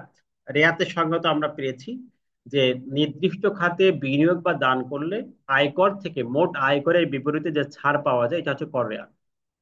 তা নির্দিষ্ট খাতে বিনিয়োগ বা দান করলে কর থেকে যে ছাড় পাওয়া যাবে তার নাম হচ্ছে কর রেয়াত। এটা সবাই ক্লিয়ার? নির্দিষ্ট খাতে দান বা বিনিয়োগ করলে আয়কর থেকে যে ছাড় পাওয়া যায় তার নাম কি, কর রেয়াত। ব্রড প্রশ্ন আমরা পড়ব। কর অব্যাহতি মানে শিল্প প্রতিষ্ঠানের নির্দিষ্ট সময়ের জন্য কর থেকে যে ছাড় দেওয়া হয় এটা হচ্ছে কর অব্যাহতি। এটা শুধুমাত্র শিল্প প্রতিষ্ঠানে দেওয়া হয়, অন্য কোনো প্রতিষ্ঠানে না। তাহলে এটা মনে রাখবেন, কর অবকাশ সুবিধা পাবে হচ্ছে শিল্প প্রতিষ্ঠান, মানে শিল্প বিকাশের জন্য নির্দিষ্ট সময়ের জন্য যদি কর ছাড় দেওয়া হয়, এটা হচ্ছে কর অব্যাহতি, সরি কর অবকাশ। তাহলে অবকাশের সাথে নির্দিষ্ট টাইমটা গুরুত্বপূর্ণ, নির্দিষ্ট সময়ের জন্য দেয়া হবে। কর অবকাশ কি দেওয়া হবে? নির্দিষ্ট সময়, 5 বছর 10 বছর এরকম নির্দিষ্ট সময়ের জন্য যদি ট্যাক্স থেকে ছাড় দেওয়া হয়, এটার নাম হচ্ছে কর অবকাশ। কর অবকাশ সুবিধা পাবেন নির্দিষ্ট সময়ে যদি আপনাকে ছাড় দেওয়া হয়। আর কর অব্যাহতি হচ্ছে আমাদের ষষ্ঠ তফসিলে, এটা মনে রাখবেন, ষষ্ঠ তফসিলে আয়কর থেকে যেগুলোকে কর মুক্ত রাখা হয়েছে, যে এই আয়ের উপর কর নাই, যে সমস্ত আয়ের উপর কর নাই এটাকে বলা হয় অব্যাহতি। তার মানে এটা হচ্ছে যে কোনো আয় হোক, এটা শিল্প বাণিজ্যের সাথে সম্পৃক্ত না, টাইমের সাথে সম্পৃক্ত না।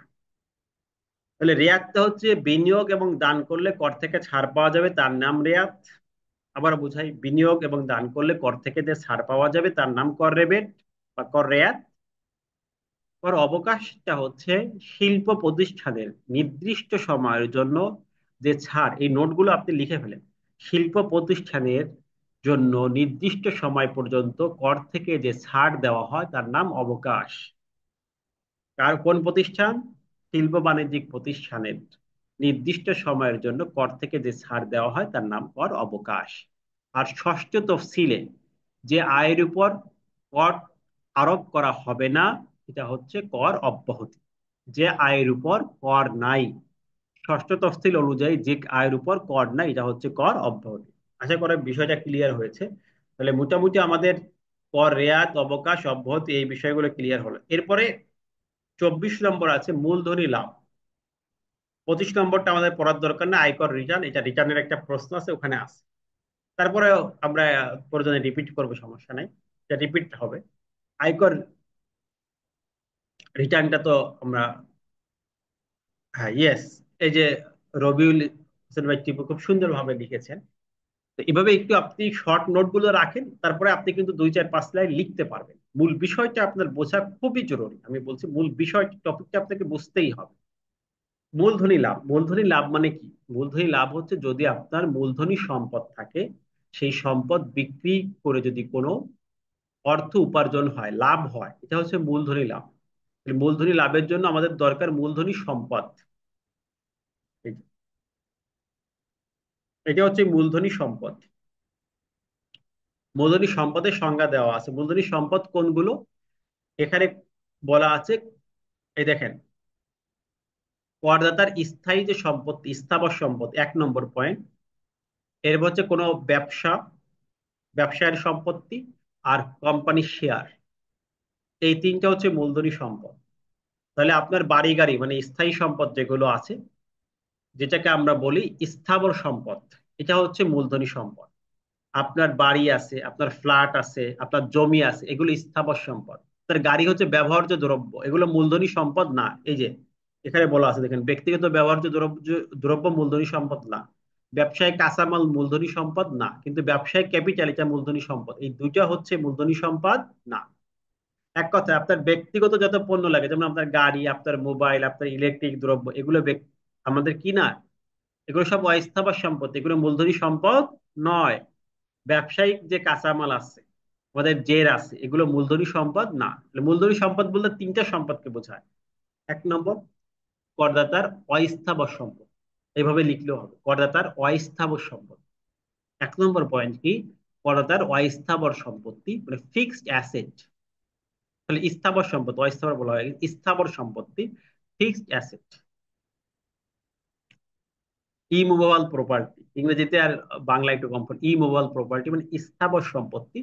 2 নম্বর হচ্ছে ব্যবসায়িক উদ্যোগ মানে ব্যবসায়িক ক্যাপিটাল, উদ্যোগ, এটা মূলধনী সম্পদ। 3 নম্বর হচ্ছে কোন শেয়ার, আপনি শেয়ার মার্কেটে যদি কোনো শেয়ার কেনেন, এটা কিন্তু মূলধনী সম্পদ। এই মূলধনী সম্পদ সেল করে, বিক্রি করে যদি কোনো লাভ হয়, কোনো আয় হয়, এটা হচ্ছে মূলধনী লাভ। মূলধনী সম্পদ হচ্ছে এটা, এটা বিক্রি করে যদি কোনো প্রফিট হয় এটা হচ্ছে মূলধনী লাভ। আমাদের পরীক্ষায় মূলধনী সম্পদ নিয়ে প্রশ্ন আসতে পারে। আর মূলধনী লাভটা হচ্ছে মূলধনী সম্পদের বিক্রিতে যদি কোনো লাভ হয়, মানে ক্রয় মূল্য থেকে বিক্রয় মূল্য বেশি হয়, এটা হচ্ছে মূলধনী লাভ। যেমন ধরেন আপনি একটা জমি 5 লাখ কিনেছিলেন, এখন 10 লাখ বিক্রি করলেন, তাহলে এই 5 লাখটা হচ্ছে মূলধনী লাভ, ক্যাপিটাল গেইন। তাহলে এক নম্বর হচ্ছে মূলধনী সম্পদটা আমাদের বুঝতে হবে, এটা ক্লিয়ার কিনা, যে আপনার ব্যক্তিগত ব্যবহার্য দ্রব্য মূলধনী সম্পদ হবে না, আপনার ব্যবসায়িক কাঁচামাল হবে না, এর বাইরে আপনার স্থাবর সম্পত্তি মূলধনী সম্পদ, কোনো কোম্পানি বা ব্যবসায়ের উদ্যোগ, এটা মূলধনী সম্পদ, আর কোনো শেয়ার মূলধনী সম্পদ। শেয়ার বলতে শেয়ার বাজারের শেয়ার। সবাই ক্লিয়ার? 14 নম্বর পৃষ্ঠার এটা মূলধনী সম্পদ। না বুঝলে আরো রিপিট করবো, সমস্যা নেই, কিন্তু আপনাকে কমপ্লিট করতে হবে। আমরা মূলধনী আয়ের ট্যাক্সেবল এই পোর্শনে এখন যাচ্ছি না, এখন সংজ্ঞাটা বুঝতেছি।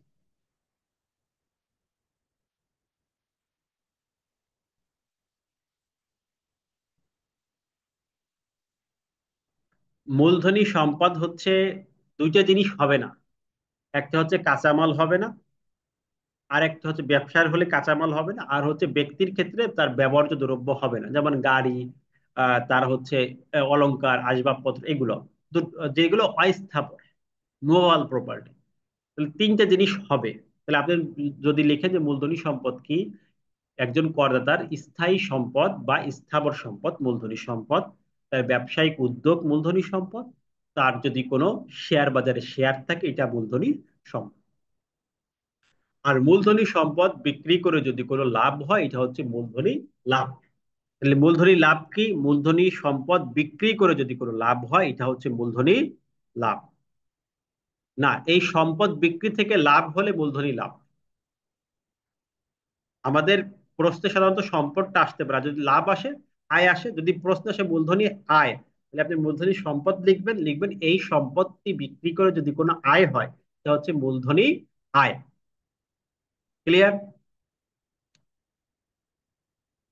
না, এফডিআর মূলধনী সম্পদ না, আমি স্থাবর সম্পত্তি যেমন জমি, ফ্ল্যাট, বাড়ি, এইগুলো আপনার অর্থ, ওটা হলো ফিনান্সিয়াল অ্যাসেট, যেটা কোনো মূলধনী সম্পদ না, এটা স্থাবর হতে হবে। স্থাবরের মধ্যে কি আপনার টাকা পড়ে নাকি? এরপরে আয়কর রিটার্ন, তাহলে এটাও আমরা একটু দেখে নিই, যেহেতু আমাদের প্রশ্নের সাথে সম্পৃক্ত।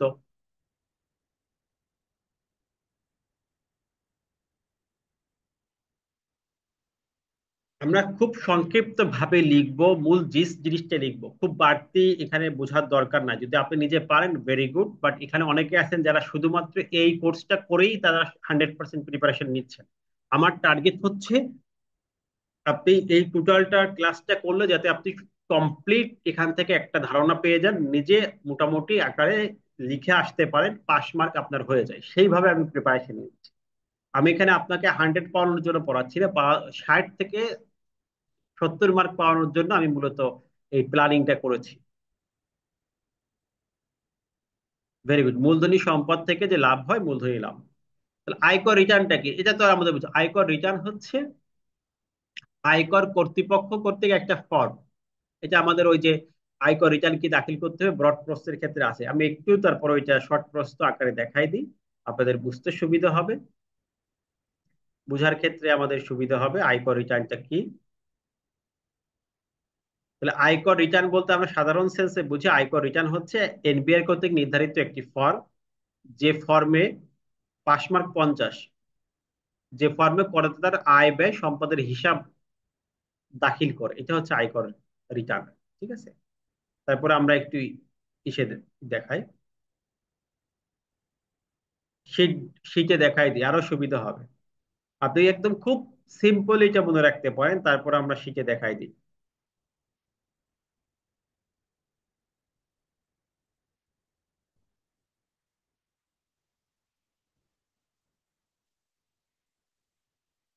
এটা এই যে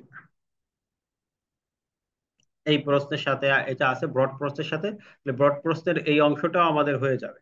এই দেখেন আয়কর রিটার্ন কি, এখানে আছে, এই জন্য আমি ওখানে রিপিট করিনি। 18 নম্বর পৃষ্ঠা বের করেন, আয়কর রিটার্ন কি।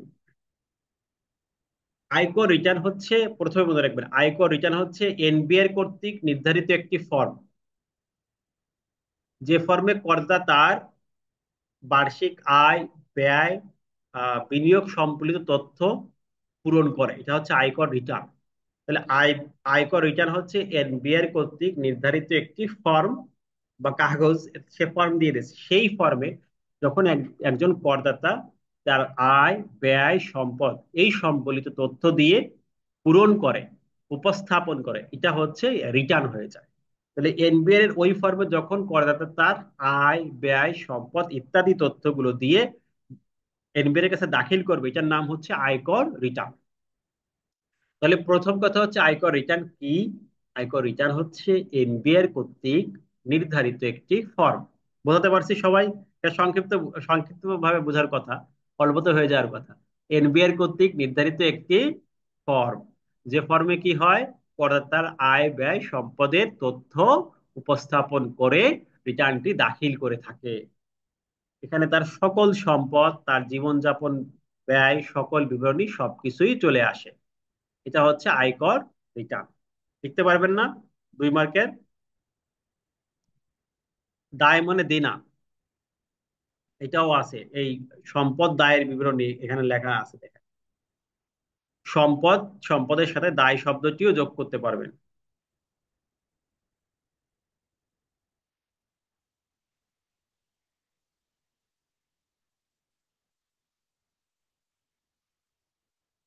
ওকে, তাহলে আয়কর রিটার্ন আমরা পেয়ে গেলাম। আমাদের মোটামুটি 24টা 25টার মতো হয়ে গেছে, আর একটা লাস্ট বাকি আছে, যদিও এটা আইনের কোনো ডেফিনিশন না।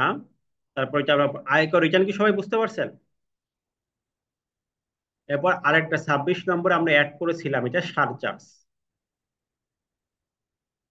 এই সারচার্জের কোনো ডেফিনেশন আয়কর আইনে নাই, কিন্তু অনেক সময় এটা আমাদের পরীক্ষায় চলে আসে, এই জন্য আমাদের এটা আসা। সারচার্জের সহজ বাংলায় লিখেন, এটা একটু নোট লিখেন, এটার উত্তর এখানে নাই। সারচার্জ অর্থ অতিরিক্ত কর।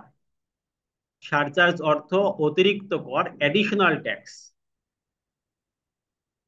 ও রিটার্ন, রিটার্ন মানে হচ্ছে আয়কর কর্তৃপক্ষ কর্তৃক, এনবিআর কর্তৃক নির্ধারিত একটি ফর্ম, নির্ধারিত একটি ফর্ম, যে ফর্মে একজন করদাতা তার আয়, ব্যয়, সম্পদ দায়ের বিবরণী দাখিল করেন। যে ফর্মে একজন করদাতা তার আয়, ব্যয়, সম্পদ ইত্যাদি বিবরণী দাখিল করে থাকেন। ঠিক আছে? এনবিআর কর্তৃক নির্ধারিত একটি ফর্ম। তাহলে সারচার্জ কি? এবার আসেন, আমরা রিটার্ন কি সবাই বুঝতে পারছি? না বুঝলে সে লিখবেন যে বুঝি নাই, আবার রিপিট করব। যদি বুঝছেন ইনশাল্লাহ। হ্যাঁ, রেকর্ডিং পাবেন, সবাই ক্লাস রেকর্ডিং পাবেন। আমি অলরেডি ফার্স্ট যে সেশন, এটা রেকর্ডিংটা আপনাদের গ্রুপে দিয়ে দিচ্ছি, আপনাদের গ্রুপে দিয়ে দিব।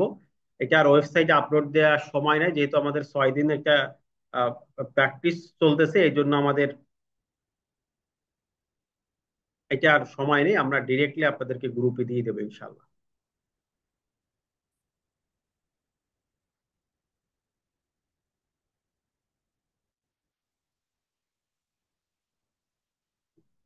এরপর হচ্ছে সারচার্জ। সারচার্জটা লেখেন। সারচার্জ অর্থ হচ্ছে অতিরিক্ত কর। সারচার্জ হচ্ছে অতিরিক্ত কর, এটা লিখেন। সারচার্জ মানে হচ্ছে অতিরিক্ত কর। সারচার্জ অর্থ হচ্ছে অতিরিক্ত, অতিরিক্ত কর। লিখছেন? শব্দটার আগে মিনিংটা লিখেন, তারপর বিষয়টা আমি বলি।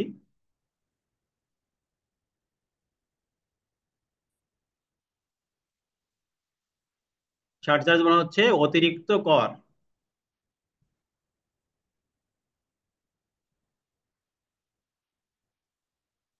দ্বিতীয়টা দিতে আমাদের কালকে সকাল লাগবে, আজকে তো অত দেখি আমি তারপর টাইমে পারি কিনা। আমি অফিসে আছি তো, বাসায় যাবো, হয়তো সকালে আপলোড দিয়ে দিব। তাহলে সারচার্জ মানে হচ্ছে অতিরিক্ত কর। করদাতার যে আয়কর এসেছে, করদাতার যে আয়কর আরোপিত হয়, তার উপর কিছু ক্ষেত্রে অতিরিক্ত কর আরোপ করা হয়, এই অতিরিক্ত করকে সারচার্জ বলা হয়। আর করদাতার যে করদায় আছে তার সাথে যদি অতিরিক্ত কর আমাদের পরিশোধ করতে হয়, এটাকে বলা হয় সারচার্জ। করদাতার যদি করের উপরে অতিরিক্ত কর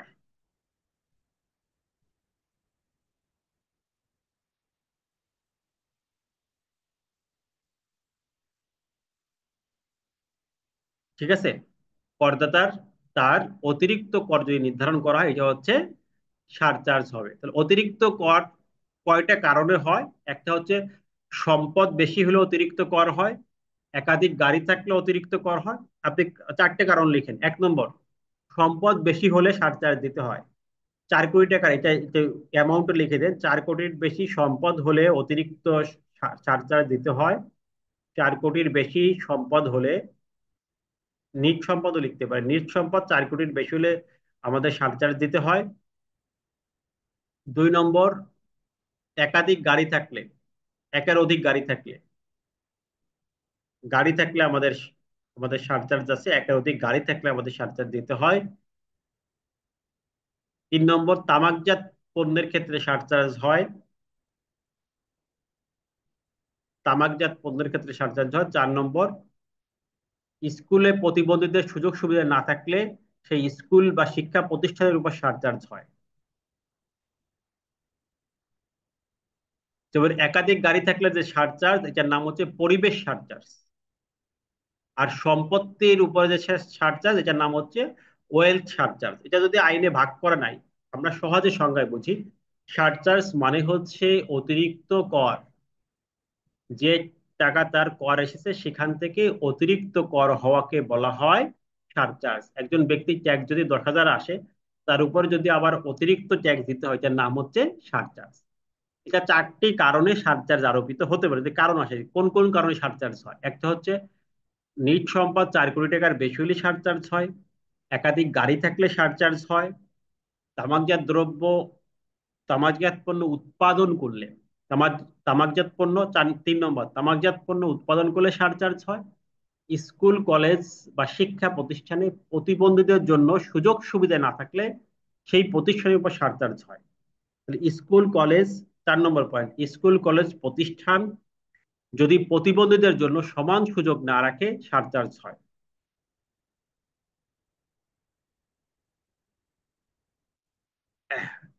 দেখেন, এখন আসেন, এই যে 4 কোটি টাকার বেশি সম্পদ, এর মধ্যে কিন্তু আমাদের একাধিক গাড়িও আছে, আবার 8,000 স্কোয়ার ফুটের সম্পত্তি আছে। ওটা আমরা বাড়ি ভাড়া ইনকামের ক্ষেত্রে দেখবো, ওটা এখন আমরা দেখবো না।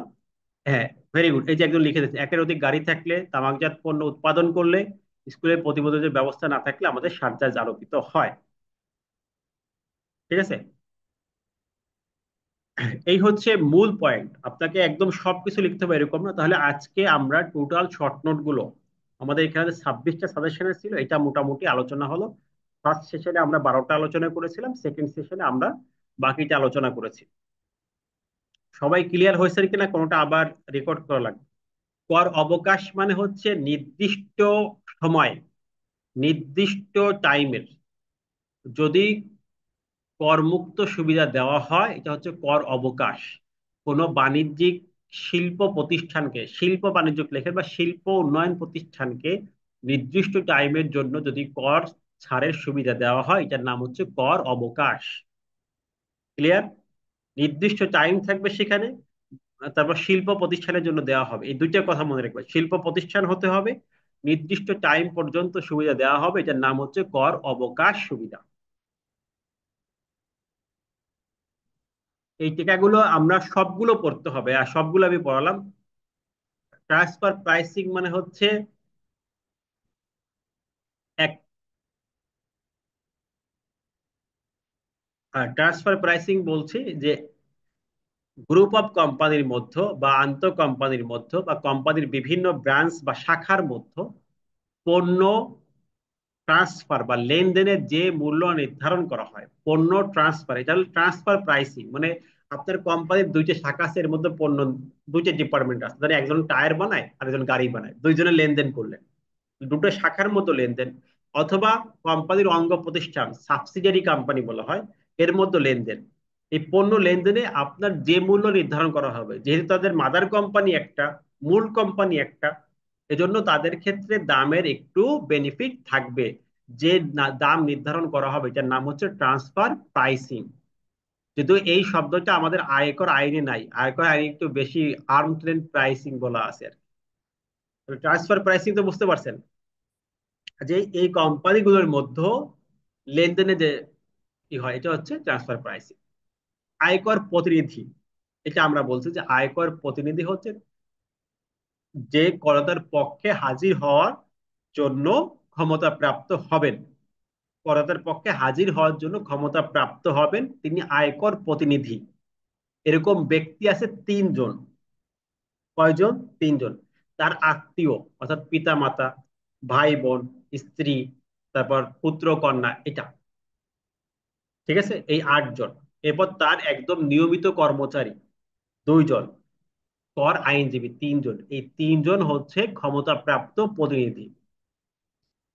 সারচার্জের পার্সেন্টেজ হচ্ছে আমাদের পরিবেশ সারচার্জ হচ্ছে 2.5%, গাড়ির সারচার্জ হচ্ছে তার সিসির উপর নির্ভর করে হবে, তারপরে স্কুল কলেজের সারচার্জ হচ্ছে 2.5%, আর ওয়েলথের সারচার্জ হচ্ছে 10% থেকে শুরু করে 35% পর্যন্ত। 4 কোটি থেকে 10 কোটি 10%, 10 থেকে 20 কোটি 20%, এরকম ভাবে হবে। গাড়ির যে সারচার্জ, এটাকে বলা হচ্ছে পরিবেশ সারচার্জ। আহ ইনকাম ইয়ার বলতে বোঝায় আয় বর্ষ, আর অ্যাসেসমেন্ট ইয়ার বলতে বোঝায় কর বর্ষ। যে বর্ষে আপনি কর দিবেন, প্রদান করবেন, এটার নাম হচ্ছে কর বর্ষ। আর যে অর্থ বছরে আয় করবেন, এটার নাম হচ্ছে আয় বর্ষ। বার্ষিক মূল্যটা হচ্ছে বাড়ি ভাড়ার ক্ষেত্রে ব্যবহার করা হবে, এটা আমরা বলছি। বার্ষিক মূল্যটা হচ্ছে, এলসি হচ্ছে লেটার অফ ক্রেডিট। এটা আসলে ওই এলসি বলা হয়, যার বাংলায় ডিরেক্টলি ওরকম ভাবে কেউ করে না। বার্ষিক মূল্য হচ্ছে বাড়ি ভাড়ার ক্ষেত্রে ব্যবহার করা হয়। বাড়ি ভাড়ার ক্ষেত্রে কিভাবে ব্যবহার করা হয়? বাড়ি ভাড়ার হচ্ছে আপনার প্রাপ্ত ভাড়া, যে ভাড়া আপনি পেয়েছেন সেই ভাড়া, অথবা যুক্তিসঙ্গত ভাড়া, ওই এলাকার যুক্তিসঙ্গত ভাড়া, এর মধ্যে যে বেশি ভাড়া যেটা, সেটাকে বলা হবে বার্ষিক মূল্য। তামাকজাত পণ্যের তামাকজাত পণ্য যারা উৎপাদন করবেন, সেই উৎপাদনকারী প্রতিষ্ঠানের ইনকামের 2.5% ছাড়।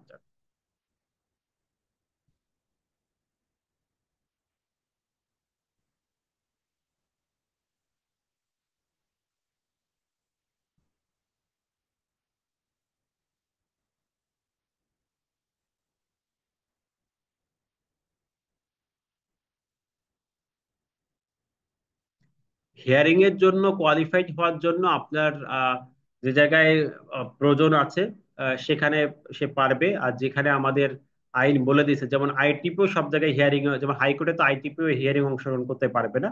এটা প্রসিডিংস এ যেখানে যা বলা আছে সেই অনুযায়ী হবে।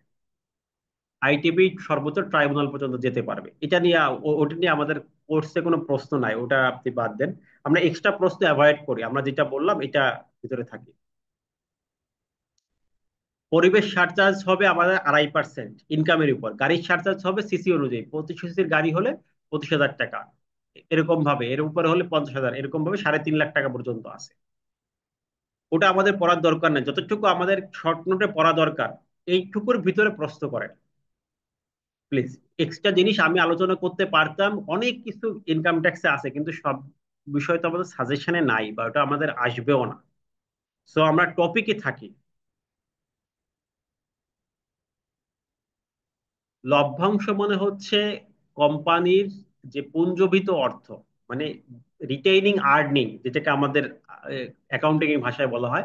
রিটেইন আর্নিং যেটা থাকে, মানে এর যা যে অর্থ সে লাভ করেছে ইতিপূর্বে, সেই লাভের যে অংশটা শেয়ার হোল্ডার থাকে, কোম্পানি শেয়ার হোল্ডারের মধ্যে ভাগ করা হয়, এটাকে বলা হয় আপনার লভ্যাংশ। পারকিউজিটটা হচ্ছে হচ্ছে বেতনের বাহিরে ওই কোম্পানি তাকে যে সকল সুযোগ সুবিধা দেয়, তার মূল্য হচ্ছে পারকিউজিট। বেতনের বাইরে যে সকল সুযোগ সুবিধা দেয়, এটা হচ্ছে পারকিউজিট। হ্যাঁ, গুডউইল ফিক্সড অ্যাসেট। তাহলে আপাতত দৃষ্টিতে আমাদের এই 26টা শর্ট নোট শেষ হলো। গত ক্লাসের রেকর্ডিংটা, গত ফার্স্ট রেকর্ডিংটা আপনাদের গ্রুপে দেওয়া আছে 12টার। আর আজকের রেকর্ডিংটা আমরা কালকে সকালে গ্রুপে দিয়ে দেবো ইনশাল্লাহ। ঠিক আছে, আজকে একটু কনভার্ট হতে সময় লাগবে, কালকে সকালে দিয়ে দেবো। তাহলে এই টোটালি আমাদের 10 মার্কের প্রস্তুতি শেষ। ক্ষমতাপ্রাপ্ত প্রতিনিধি মানে কর্তার পক্ষে যিনি হাজির হওয়ার জন্য ক্ষমতা পাবেন, তিনি ক্ষমতাপ্রাপ্ত প্রতিনিধি। যা তিনজন ব্যক্তি হতে পারবেন, তার আত্মীয় হতে পারবেন, ভালো করে বোঝেন, তার কর্মচারী হতে পারবেন, আর আইনজীবী হতে পারবেন। ঠিক আছে? এখন সব জায়গায় হতে পারবেন কি না, ক্ষমতাপ্রাপ্ত প্রতিনিধির এই সংজ্ঞাটা লিখলে আপনি মার্ক পেয়ে যাবেন। সারচার্জ মানে অতিরিক্ত কর, এটা তো আমরা বারবার বলছি, সারচার্জ মানে অতিরিক্ত কর। ট্যাক্স অন ট্যাক্স, ট্যাক্সের উপরে অ্যাডিশনাল ট্যাক্স বা অতিরিক্ত কর। পারকুইজিটটা আমাদের বেতনের ইসে আছে, এই জন্য পারকুইজিটটা বারবার রিপিট করি নাই। বেতনও আমাদের ওই যে একটা ব্রড প্রশ্নে আছে।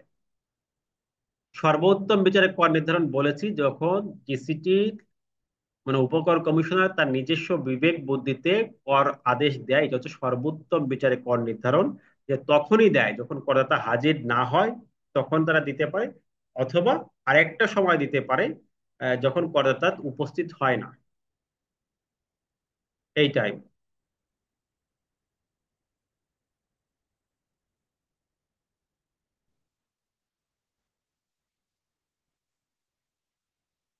ওকে, আমরা যতটুকু পড়া আছে এর মধ্যে আমরা সীমাবদ্ধ থাকবো, এর থেকে আমরা বেশি পড়বো না।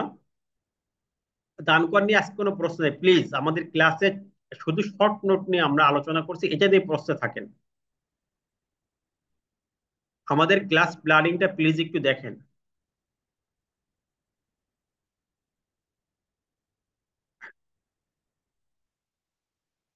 ব্যক্তি তো বললাম, ব্যক্তি বলতে স্বাভাবিক ব্যক্তি, ব্যক্তি বলতে পার্টনারশিপ ফান্ড, ব্যক্তি বলতে কোম্পানি, ব্যক্তি বলতে যৌথ হিন্দু যৌথ পরিবার, ব্যক্তি বলতে ব্যক্তি সংঘ, ব্যক্তি বলতে আপনার সোসাইটি সমিতি ইত্যাদি।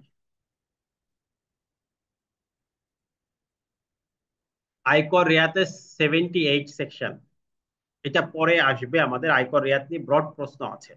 আমাদের শর্ট নোটের জন্য যতটুকু প্রয়োজন আমরা এটা আলোচনা করেছি 12টা, এবং এরপরে টোটাল 26টা আমরা আলোচনা করেছি। ইনশাআল্লাহ এটার থেকে আপনারা কমন পেয়ে যাবেন। প্লিজ, একই প্রশ্ন আমি আনসার দিচ্ছি, আবার বারবার আপনারা একই রিপিট করতেছেন, এটা কিভাবে সম্ভব?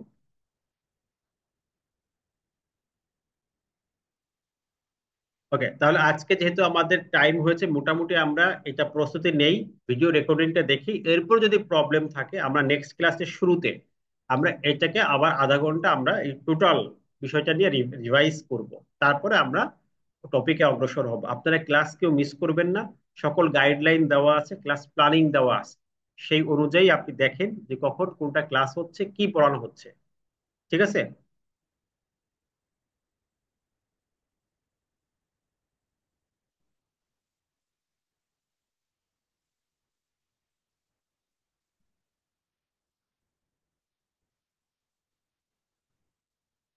আপনারা যেসব ক্লাসের বিষয়, ক্লাস প্ল্যানিংটা গ্রুপে আপলোড দেওয়া আছে, কোন সময় কোন ক্লাসটা হবে, কিভাবে হবে, মার্ক অনুযায়ী এটা আপলোড দেওয়া আছে। আমি প্রথমে প্ল্যানিংটা শেয়ার করেই কিন্তু আজকে ক্লাসটা শুরু করছি। সবকিছু আমাদের ওখানে ক্লাস শিডিউলে দেওয়া আছে। আজকে আপনার যে 10 মার্কের আলোচনা করলাম, আমাদের ক্লাসের প্ল্যানিংটা আপনি মনে হয় এখনো বুঝতে পারেননি, যে 10 মার্ক আমরা আজকের আলোচনা বিষয় ক্লাস প্ল্যানিং আমরা শেয়ার করা ছিল, এই 10 মার্ক নিয়ে আজকে আপনি কাজ করেন।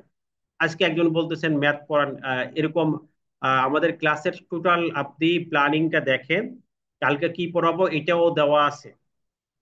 টোটাল এই কদিন কোন সময় কি আলোচনা করব, কোন টাইমে সবকিছু দেওয়া আছে।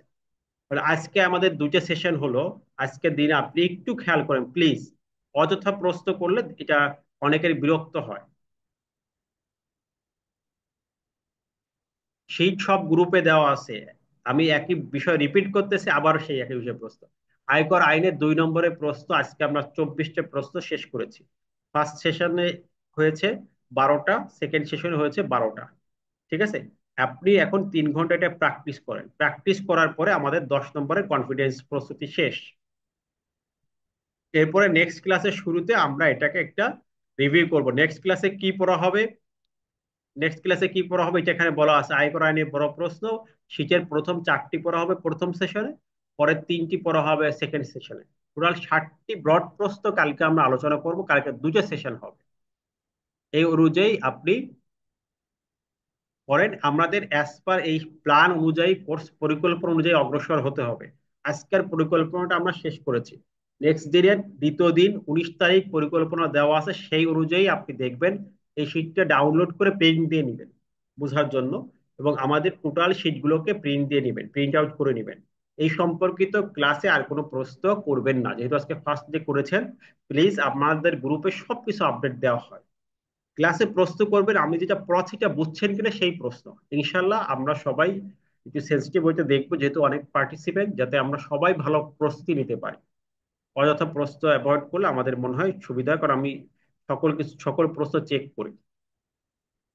তাহলে সবাই ভালো থাকবেন ইনশাল্লাহ। নেক্সট আগামীকালকে আবারও দেখা হচ্ছে।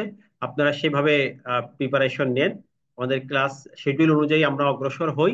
আর যদি কারো কোনো সমস্যা থাকে আমরা আবার রিপিটেড ক্লাস করবো ইনশাল্লাহ। এটা পার্সোনালি আমাকেও জানাতে পারবেন, সমস্যা নেই। সবাইকে অসংখ্য ধন্যবাদ। আসসালামু আলাইকুম ওয়া রাহমাতুল্লাহ।